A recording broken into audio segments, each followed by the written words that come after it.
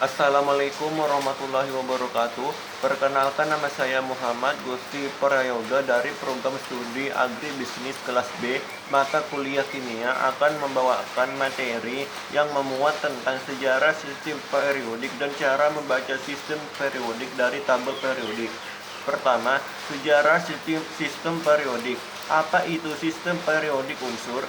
Sistem periodik adalah suatu tabel berisi identitas unsur-unsur yang dikemas secara berkala dalam bentuk periode dan golongan berdasarkan kemiripan sifat-sifat unsurnya. Robert Boyle adalah orang pertama yang memberikan tentang definisi bahwa unsur-unsur adalah suatu zat yang tidak dapat dibagi lagi menjadi dua zat atau lebih dengan cara kimia. Pengelompokan unsur terdiri dari lima tokoh.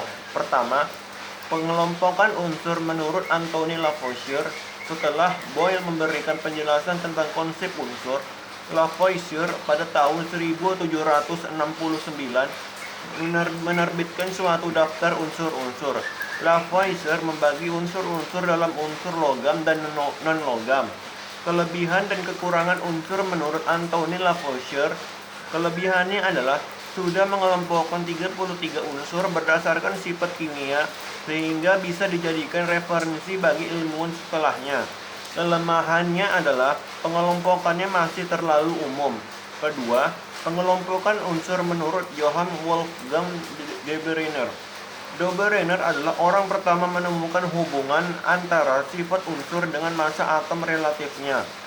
Unsur-unsur dikelompokkan berdasarkan kemiripan sifat-sifatnya. Setiap kelompok terdiri atas 3 unsur sehingga disebut triade. Jenis triade yaitu triade litium atau Li, natrium atau Na, dan kalium atau K. Triade kalsium atau Ca, strontium atau Sr, dan barium atau Br. Triade klor atau Cl, brom atau Br, dan iodium atau I. Kelebihan dan kekurangan pengelompokan unsur menurut Johann Wolfgang Dobereiner. Kelebihannya adalah keteraturan setiap unsur yang sifatnya mirip massa atom atau AR. Unsur yang kedua atau tengah merupakan massa atom rata-rata di massa atom unsur pertama dan ketiga. Kelemahannya adalah kurang efisien karena ada beberapa unsur lain yang tidak termasuk dalam kelompok triade padahal sifatnya sama dengan unsur di dalam kelompok triade tersebut. 3. Pengelompokan unsur menurut John Newlands. Menurut Newlands, jika unsur-unsur diurutkan letaknya sesuai dengan kenaikan massa atom relatifnya, maka sifat unsur akan terulang pada setiap unsur ke-8. Kelemahannya adalah dalam kenyataan masih diketemukan beberapa oktop yang isinya lebih dari 8 unsur dan penggolongannya ini tidak cocok untuk unsur yang massa atomnya sangat besar. Keempat, pengelompokan unsur menurut Dmitri Mendeleev. Dmitri Ivanovich Mendeleev pada tahun 1869 melakukan pengamatan 63 unsur yang sudah dikenal dan mendapatkan hasil bahwa sifat unsur merupakan fungsi periodik dan massa atom relatifnya. Kelebihan dan kekurangan. Kelebihannya, sistem periodik Mendeleev atau menyediakan beberapa tempat kosong untuk unsur-unsur yang ditemukan, meramalkan sifat-sifat unsur yang belum diketahui. Kelemahannya, masih terdapat unsur-unsur yang massanya lebih besar letaknya di depan unsur yang massanya lebih kecil. Adanya unsur-unsur yang tidak mempunyai kesamaan sifat-sifat dimasukkan dalam satu golongan, misalnya Cu dan Ag ditempatkan dengan unsur Li, Na, K, Rb, dan Cs. Adanya penempatan unsur-unsur yang tidak sesuai dengan kenaikan massa atom. 5. Atau terakhir, pengelompokan unsur menurut Henry Moseley. Keperiodikan sifat fisika dan kimia unsur berdasarkan nomor atomnya. Pernyataan tersebut disimpulkan berdasarkan hasil percobaan Henry Moseley pada tahun 1913.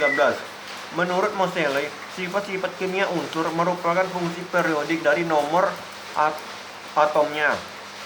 Artinya, jika unsur-unsur diurutkan berdasarkan kenaikan nomor atomnya, maka sifat-sifat unsur akan berulang secara periodik. Itulah tadi sejarah sistem periodik. Selanjutnya, cara membaca sistem periodik dari tabel periodik. Ini dia tabel periodiknya. Pertama, baca tabel periodik dari kiri atas ke kanan bawah. Unsur-unsur tersusun berdasarkan nomor atomnya. Semakin ke kanan dan ke bawah, nomor atomnya semakin besar. Semakin ke kanan, kamu juga akan melihat bahwa nomor massa setiap atom bertambah besar. Kedua, pahami bahwa setiap unsur mengandung satu proton, lebih banyak daripada atom di sebelah kirinya. Contoh, baris pertama mencantumkan hidrogen.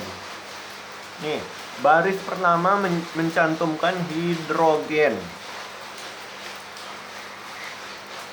yang memiliki nomor atom 1, dan helium yang memiliki nomor atom 2, namun kedua unsur ini terletak pada ujung tabel kiri. Helium. Ketiga, kenali golongan atom yang memiliki sifat fisik dan kimia yang sama. Golongan ditunjukkan oleh kolom vertikal. Dalam banyak kasus, golongan dicirikan dengan warna yang sama. Hal ini membantu mengidentifikasi unsur mana yang memiliki sifat fisik dan kimia yang mirip. Keempat, perhatikan ruang kosong pada tabel. Contohnya, 3 baris pertama memiliki ruang kosong karena logam transisi yang dimasukkan di tabel adalah unsur yang memiliki nomor atom 21. Demikian pula unsur 57 hingga 102 yang merupakan unsur bumi langka dan unsur tanah jarang, dan digambarkan terpisah pada kanan bawah tabel. Kelima, perhatikan bahwa setiap baris disebut periode. Sebagai contoh, unsur pada periode 1 memiliki 1 orbital, sementara unsur pada periode ke-7 memiliki 7 orbital. Dalam banyak kasus, periode diberi nomor 1 sampai 7 dan dari atas ke bawah pada sisi kiri tabel. Keenam, bedakan antara logam, semi logam, dan non logam. Ingatlah bahwa hidrogen dapat dikelompokkan dengan halogen atau logam alkali karena sifatnya unsur disebut dengan logam mengilap, berwujud padat pada suhu ruang, menghantar panas dan listrik, serta lunak dan elastis. Unsur dianggap non-logam apabila tidak mengilap. Unsur disebut semi-logam apabila memiliki gabungan sifat dari logam dan non-logam. Ketujuh, kenali 1 sampai 2 huruf simbol unsur. Simbol biasanya berasal dari bahasa Latin nama unsur. Kedelapan, carilah nama lengkap unsur jika ada. Beberapa tabel periodik mungkin tidak mencantumkan nama lengkapnya dan hanya menggunakan simbol. Kesembilan, perhatikan nomor atom. Nomor atom berbentuk bilangan bulat, bukan desimal. 10. Ketahui bahwa nomor atom adalah jumlah proton di dalam atom. 11. Ketahui bahwa unsur mengandung jumlah elektron yang sama dengan proton, kecuali jika unsur mengalami ionisasi. 12. Ketahui berat atom. Oleh karenanya, beratnya rata-rata kebanyakan atom memiliki berat atom berbentuk desimal. 13. Tentukan jumlah massa unsur yang sedang kamu pelajari. Contohnya, berat atom karbon 12,11 sehingga dibulatkan menjadi 12. 14. Kurangi nomor massa dengan nomor atom untuk menghitung neutron. Oke, itulah tadi materi tentang sejarah sistem periodik dan cara membaca sistem periodik dari tabel periodik. Jadi, kesimpulan yang bisa diambil dari materi saya adalah membaca tabel periodik memang sulit bagi beberapa orang. Tak perlu berkecil hati jika kamu merasa kesulitan saat mempelajari tabel periodik. Cukup sekian yang saya sampaikan, kurang lebihnya saya mohon maaf. Sebelum saya mengakhiri, jangan lupa like, komen, dan subscribe di channel saya supaya Anda tidak ketinggalan materi selanjutnya. Sekian, assalamualaikum warahmatullahi wabarakatuh.